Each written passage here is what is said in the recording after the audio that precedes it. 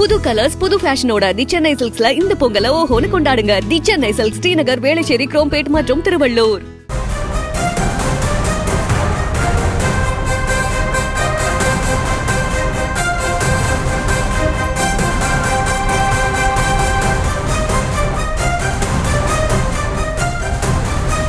தற்போது கிடைத்துள்ள அண்மை செய்தி,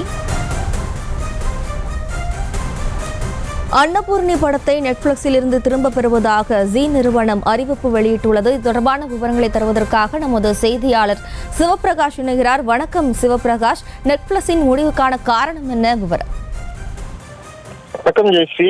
நயன்தாரா நடிப்பில் வெளியான அன்னபூரணி திரைப்படமானது திரையரங்குகளில் ஓடி அதன் பிறகு தற்போது ஓடிடி வலைதளமான நெட்ஃபிளிக்ஸிலும் வெளியாகி இருக்கிறது. இந்த திரைப்படம் தமிழில் மட்டுமல்லாமல் தமிழ், இந்தி உள்ளிட்ட பல்வேறு மொழிகளிலும் தமிழிலிருந்து டப்பிங் செய்யப்பட்டு வெளியானது.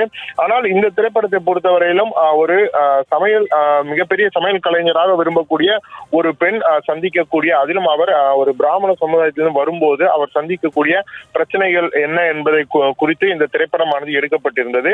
இந்த திரைப்படத்தில் இடம்பெற்ற சில வசனங்களும் அதே போல சில காட்சிகளும் சில கதாபாத்திர உருவமைப்புகளும் தமிழ்நாட்டில் ஏற்படுத்திய தாக்கத்தை விட வட இந்தியாக்களில் இந்த திரைப்படம் டப்பிங் மூலமாக நெட்ஃபிளிக்ஸில் இந்தியில் வெளியான போது மிகப்பெரிய அளவில் எதிர்ப்புகளை பெற்றது. அதில் குறிப்பிட்ட சமுதாயத்தை சேர்ந்த ஒரு பெண் மாமிசம் உண்பது போலவும் மாமிசம் சமைப்பது போலவும் அந்த திரைப்படத்தில் உருவப்படுத்தி எடுத்திருந்த காட்சிகள் மிகப்பெரிய சர்ச்சையை ஏற்படுத்திய நிலையில் இது காரணமாக விஸ்வ இந்து பரிஷத் உள்ளிட்ட சில இந்து அமைப்புகள் மிகவும் கடுமையாக இந்த திரைப்படத்தை எதிர்த்து வருகின்றனர்.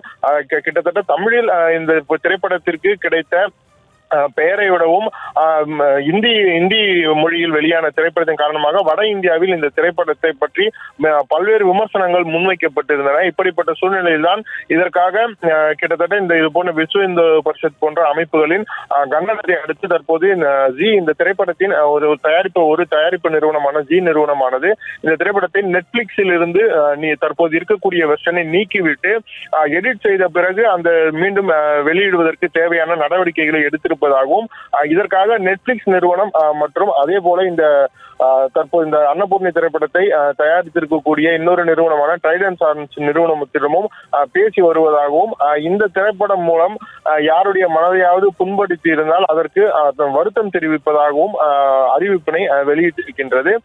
இந்த அன்னபூர்ணி திரைப்படத்தை பொறுத்தவரையிலும் இந்த திரைப்படம் இந்தியில் வெளியான சில நாட்களிலேயே மிகப்பெரிய விமர்சனங்களை பெற்றது மட்டுமில்லாமல் கண்டனங்களையும் பெற்றது. அதன் பிறகுதான் மும்பையில் இந்த திரைப்படத்திற்கு மீது வழக்கு பதிவு செய்யப்பட்டது. அந்த வழக்கில் இந்த திரைப்படத்தின் இயக்குனர் அதே போல இந்த திரைப்படத்தில் நடித்த நடிகை நயன்தாரா, ஜெய் உள்ளிட்ட நடிகர்கள் மற்றும் தயாரிப்பு நிறுவனங்களையும் சேர்த்து இதன் முதல் தகவல் அறிக்கையானது பதிவு செய்யப்பட்டிருந்தது. இந்த வழக்கு என்ன ஆகும் என்று யோசித்துக் கொண்டிருக்கக்கூடிய இந்த சூழ்நிலையில் தான் தற்போது இந்த திரைப்படத்தினை நெட்ஃபிளிக்ஸ் தளத்திலிருந்து திரும்ப பெறுவதற்கு தேவையான முயற்சிகளை தொடங்கி இருப்பதாக ஜி நிறுவனம் வெளியிட்டுள்ள அறிவிப்பில் குறிப்பிடப்பட்டுள்ளது.